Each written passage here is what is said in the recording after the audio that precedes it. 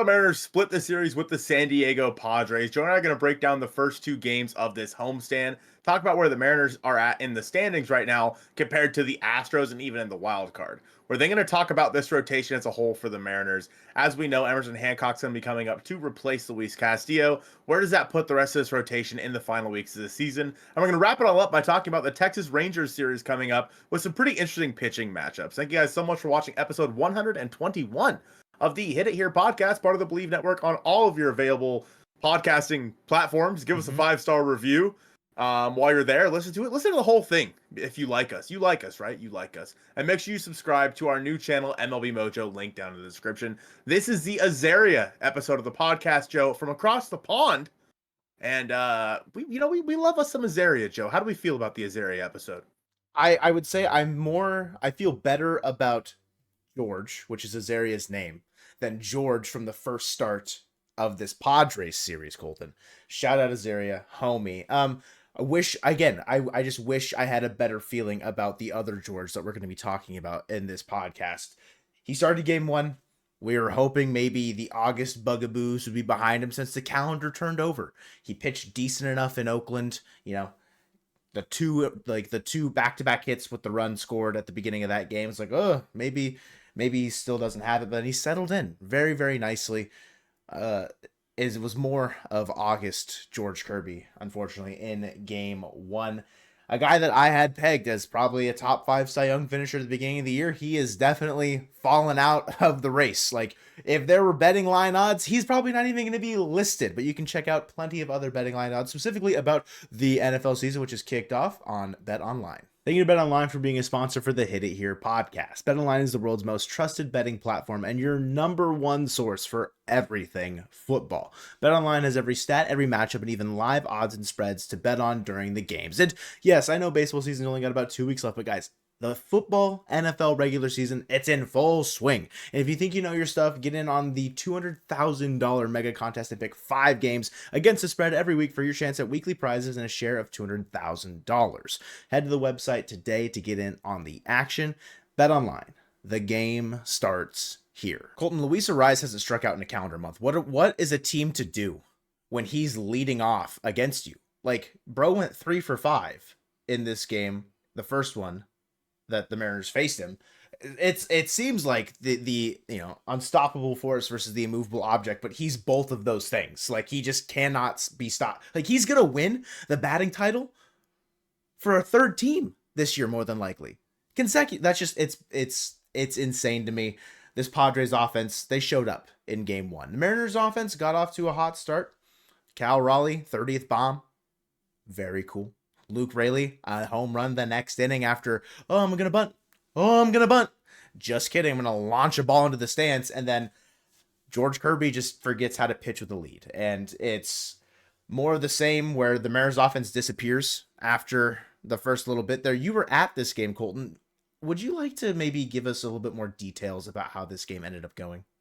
Man, it was rough. We got free seats from my dad's coworker who has season tickets in the Terrace Club. So it was the first time I sat up there this year. Shout out to my guy Rich at Trattoria, the greatest pasta bar in the history of pasta bars.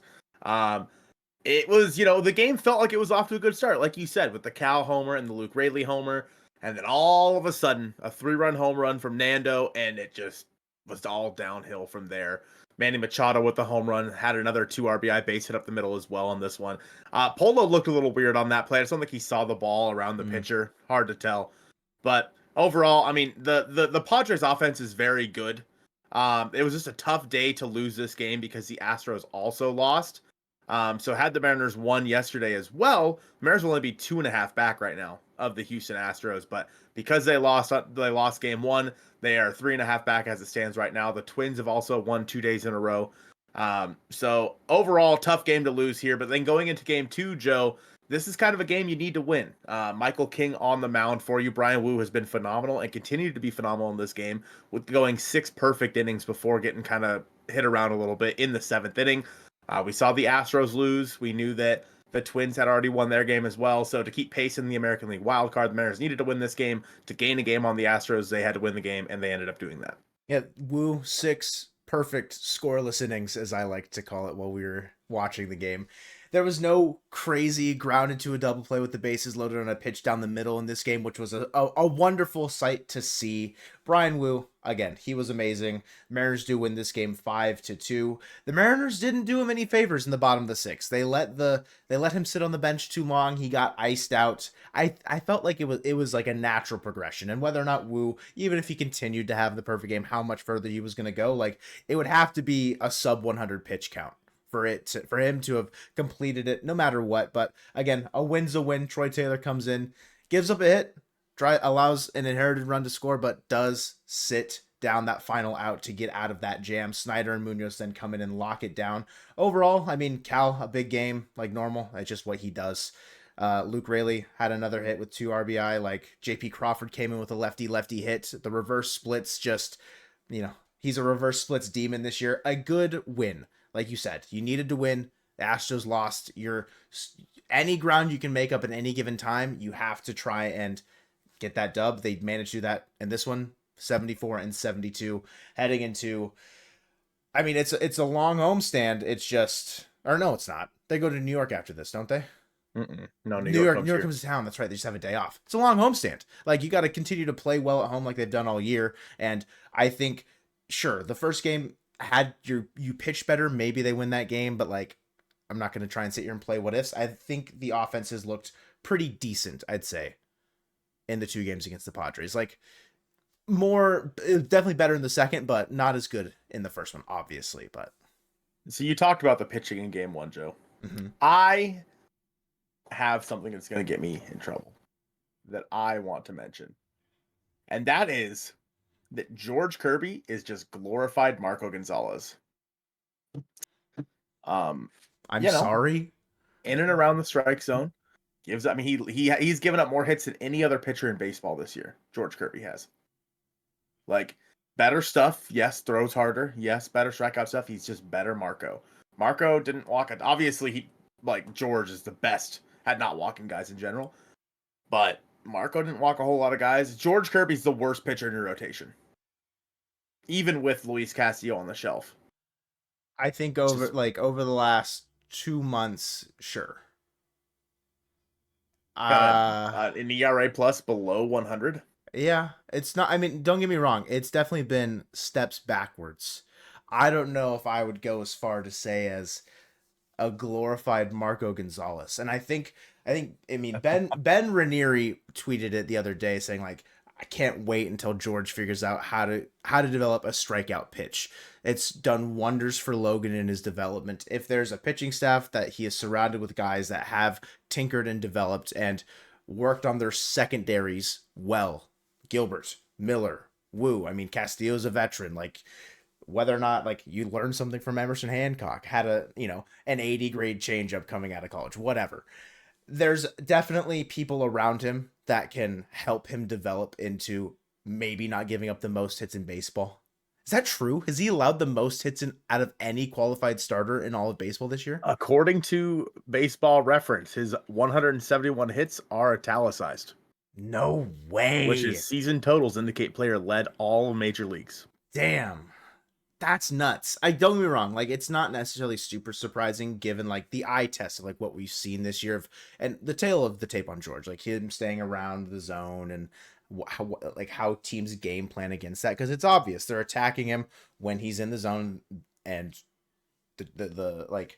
the thing is, like, he's never not in the zone. So they're always going to be attacking. And I think this Padres team, it's not like a great example of it because they are a very aggressive team to begin with, the highest batting average in all of baseball. I'm not trying to like refute your point entirely because yes, George has been your worst pitcher this year, which is not something a lot of people would have said, like, or had thought that would be the process by, 2 weeks left in the season. Essentially, it's just, you wanted him to take the step forward that maybe Logan was going to take. Like, you wanted them to grow together. Whereas, like, unfortunately, Logan has grown while George has kind of receded in his role.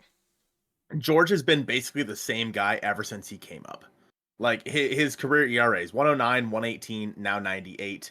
I mean, his hits per 9, his career is 8.6. Right now, he's at an 8.7. Like, his walks per 9 career, 1.2. Like, he hasn't really... He had a great year last year. It was an all-star, obviously, Cy Young 8. Mm-hmm. But, I mean, you look at his numbers, they've been pretty consistent over the years. We know that he's getting hit around a lot. We know that's going to happen because he's in the zone. But it's when does he take this next step? We all thought it was going to be this year because it felt like he took a next step going into last year. When you look at his numbers, they're pretty similar to the year before. Can I ask, what's his home run rate? His home run rate, highest of his career right now, 1.2. What was it last year? 1.0. Okay, so it's not like, I mean, it's a negligible. Oh, wow, it's late, guys. Negligible. Jesus Lord, it's a minute difference, if you could say that. But like the fact that he's leading the league in hits is just surprising to me. And like Mariners pitching staff, we know they've thrown the most innings as far as starters are concerned, and like maybe it's just him being out there longer. Like what are his innings totals? Like is he close to his last year's totals? Last year he threw 190.2. This year currently he's at 172. Might should be updated for yesterday. So with what, 2 maybe 3 starts left, I don't even know if he reaches last year's total. Interesting. Wow. Yeah, so, I mean, I don't know. Like again, I don't think people are going to be like pitchforks and trying to chase you out of town for saying it, because if there's something that I think a lot of people can agree on, it's the idea that he has been your worst starter given the success of Brian Wu and Bryce Miller in their second season, Logan Gilbert developing into an ace, Castillo plateauing at, you know, the age at which he is. You expected George to take a step forward, but it just hasn't happened, unfortunately. I mean, he's still good, don't get me wrong. Like, he would be probably the 2 or 3 on most other teams. He is the Mariners' 5.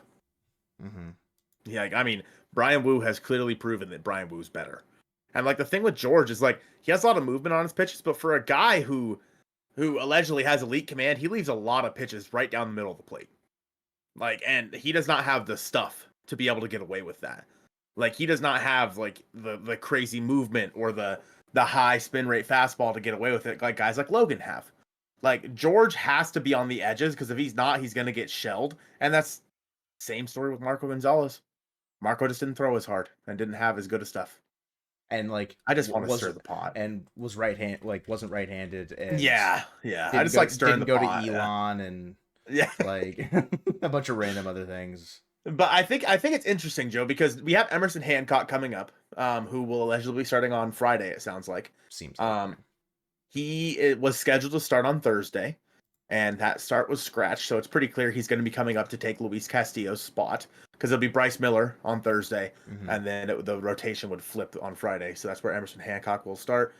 Where are we at with him the rest of the year? Are you comfortable with him making 2-ish, maybe 3 starts? I don't know if I have a choice, right?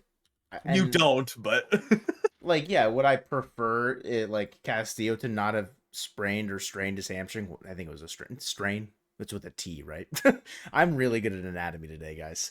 Yeah, like in 9 starts, Hancock earlier in the year replacing Brian Wu until he was ready, threw 45 1/3 over 9 starts, so about 5 innings per start, with a 4.76 ERA, a 1.32. Like, it's not gonna be sexy watching Emerson Hancock go out there and try and help you stay in the midst of a playoff race, a pennant chase. Maybe no pennant, the AL West pennant. That's winning the division, right? That's what that's called. Fine. Yeah. Damn. What is wrong with you today? I'm struggling. I'm struggle busting it. But yeah, like, you're trying to chase down 2-3 teams right now, and you have to roll out a 4.76 ERA. Like, a guy, sure, he's looked pretty solid in the PCL, admittedly. Like, he I think is as good as you're gonna get without having a top 10, top 20-ish level prospect in all of baseball. Just be like, yep, we'll just bring him up, call it good. We'll just somehow summon Paul Skeens and he'll lead us to the playoffs here. But like, am I more comfortable having him or George Kirby go out there? I'm going to say George Kirby. Like, I think with Hancock coming into the rotation, I think he's now your number 5. But the way that the wording was with Castillo about like, they're not really ready to write him off completely until the end of the year. Like, they're like, yep, he's on the 15-day IL, but he could be eligible to make basically one more start at the end of the year. And I feel like that's only based around the fact that if they're in like with a chance to like be in the playoffs, he would probably start that game. at some point instead of Emerson Hancock to really like, okay, we're giving it our best foot forward kind of a situation. And who knows? I could be completely wrong. Maybe Emerson Hancock comes up and shines. He dazzles. I hope he does. I'm not saying I like don't want him to succeed, but like, how do I feel? Like on a scale of 1 to 10, like I'm feeling like a 4.5 or a 5 in terms of confidence level, because yes, the team has played, I'd say, pretty solid defensive, like just in general behind the pitching staff as of late. Um, and Hancock's a guy that's not going to strike a bunch of guys out. He, I'd say, does he's more of a ground ball guy. So like second base is a little suspect with Polanco out there, but I don't know. Like again, I'm very middle ground with where I'm at with Emerson Hancock. The Rangers, I'm not like super worried about like that matchup offensively for him, but like, are you feeling any worse or any better? No. I mean, it's the situation for me. I think is that they have Jonathan Diaz still in their bullpen, assuming he's not the one that gets sent down. I'm assuming it's just Sebi again. I don't even know why they brought him up. But Yeah, for the taxi squad stuff. Taxi quad, dude. Wow. We gotta wrap this up. I'm struggling. Yeah. But yeah, so I would assume, like for Emerson Hancock, I would assume like he's on a very short leash. Like if he gets into trouble, they yank him and they go to like Jonathan Diaz or somebody in the bullpen, because they have the option to do that now with the expanded rosters, if you will. Yeah. With that being said, in terms of the playoff race right now, the Astros have been struggling. They've lost 6 of their last 8 games. Mariners have been able to make up a little bit of ground. The door is there. The path is there for the Mariners going into the American League West. And again, we've talked about it a lot.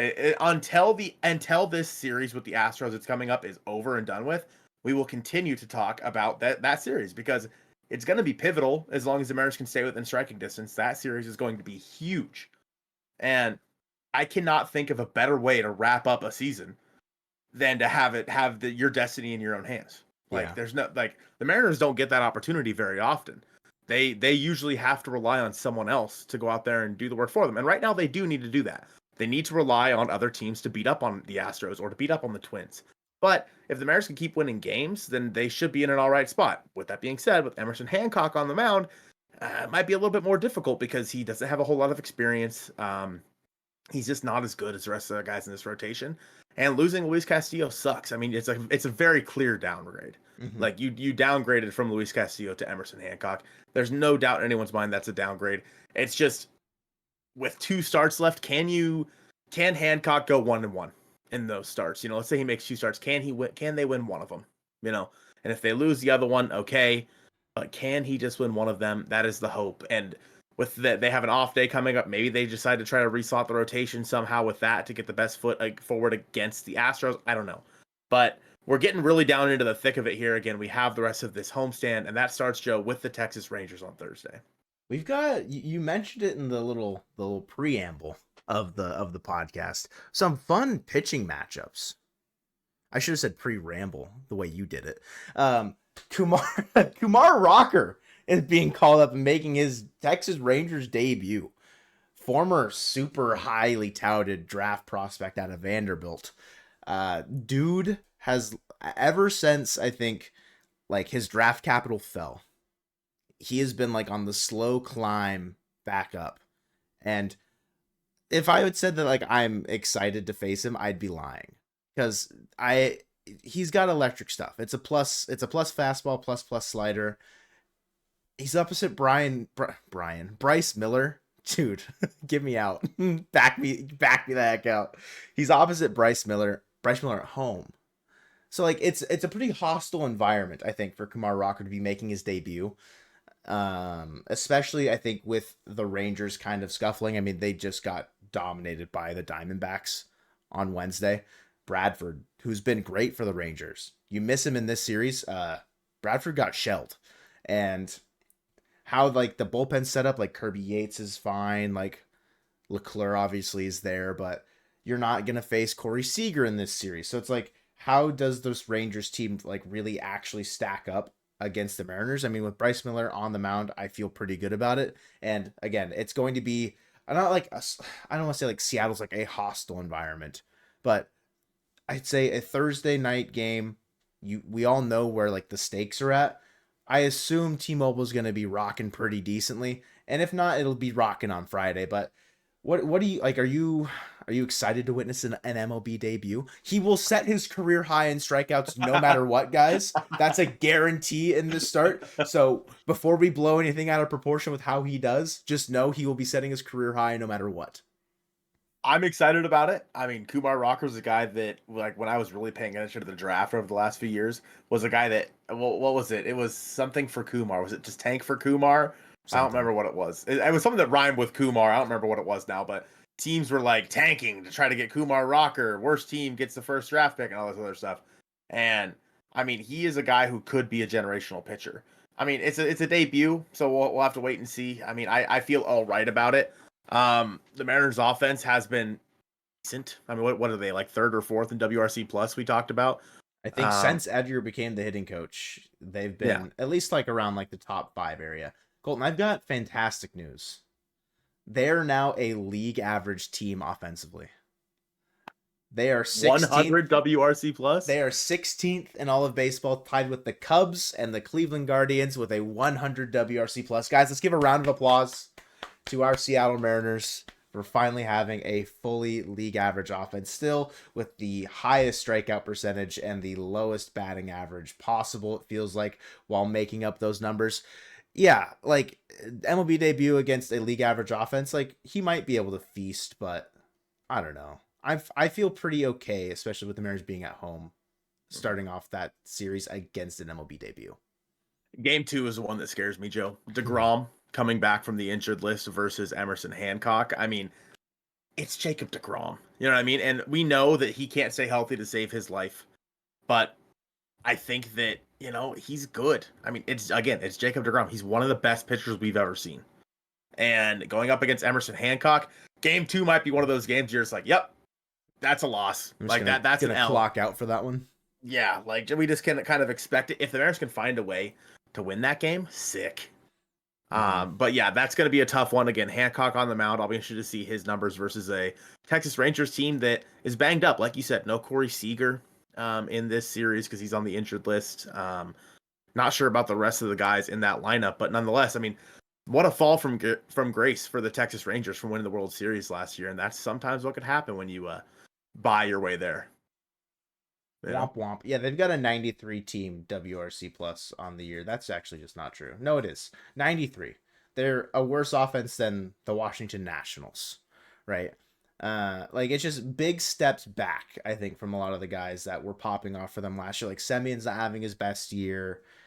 Langford hasn't been like exactly the guy that they had hoped that he would be. Obviously, Adolis Garcia, not exactly the same. Josh Young got hurt earlier in the year, but again, you're saying it's Emerson Hancock. I will say, could they re-slot Logan to face DeGrom on with the off day they had? Yeah, with the off day, could that technically work? Be 5 days rest if they really wanted to.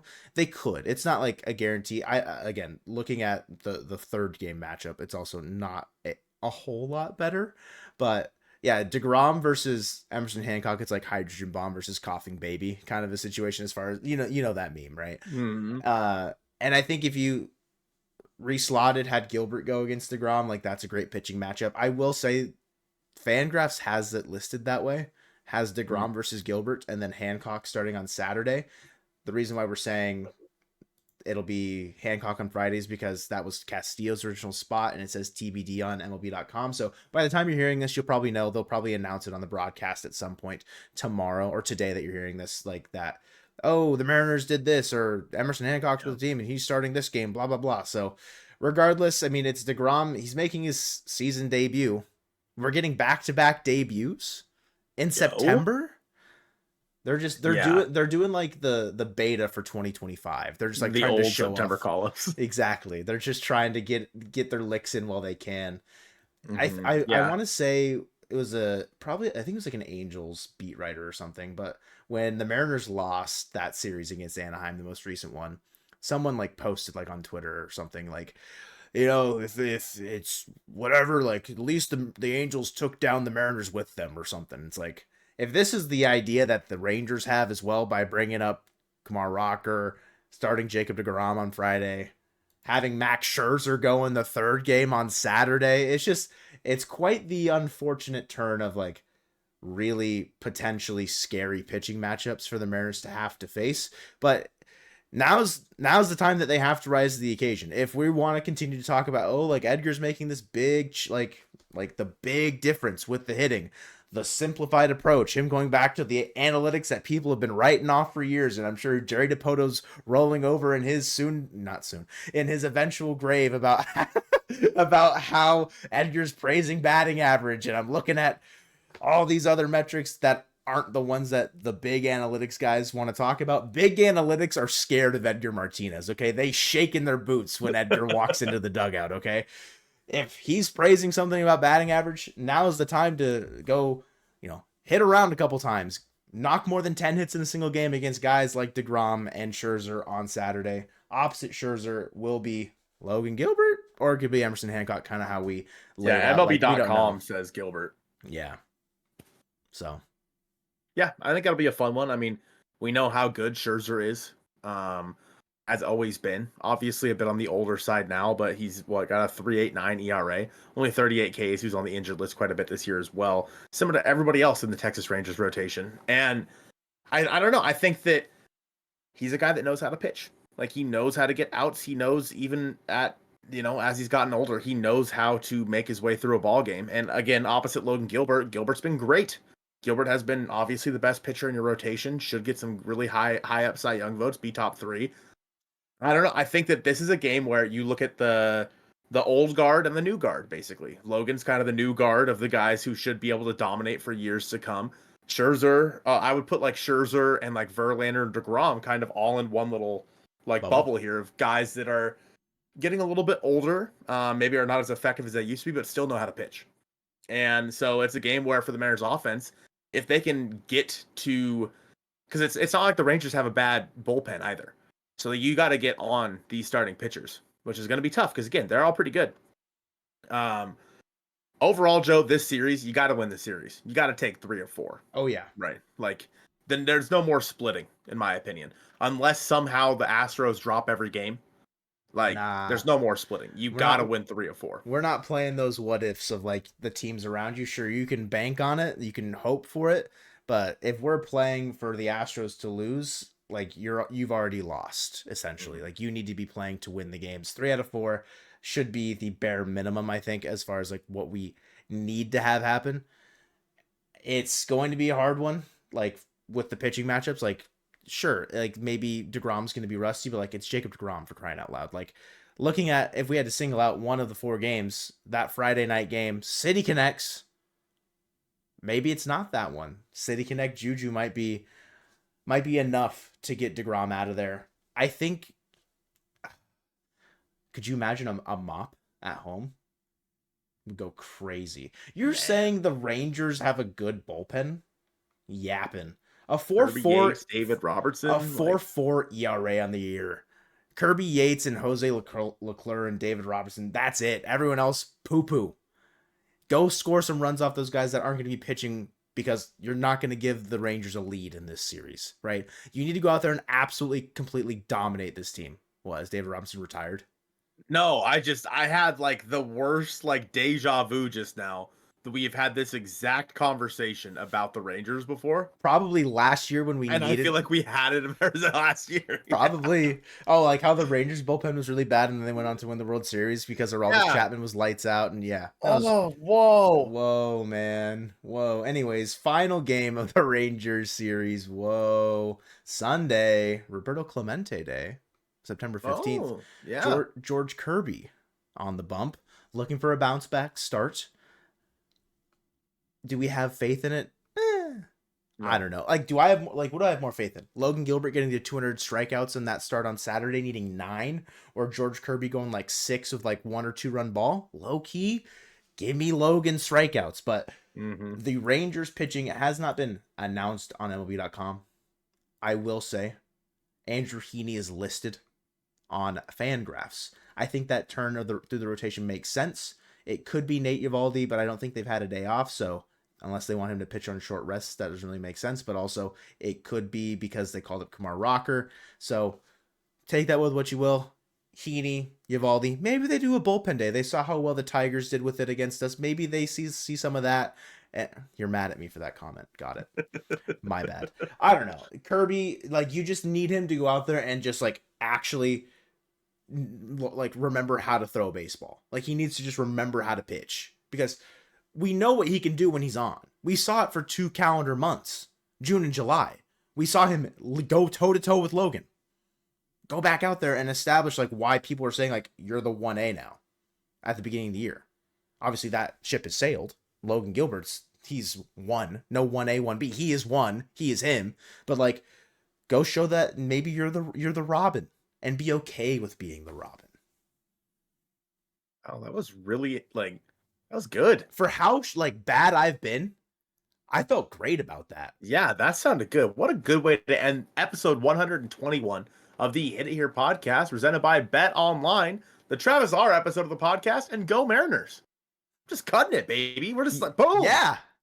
This is how we end it. Efficiency. Get it out. Yeah. Get out of him. What?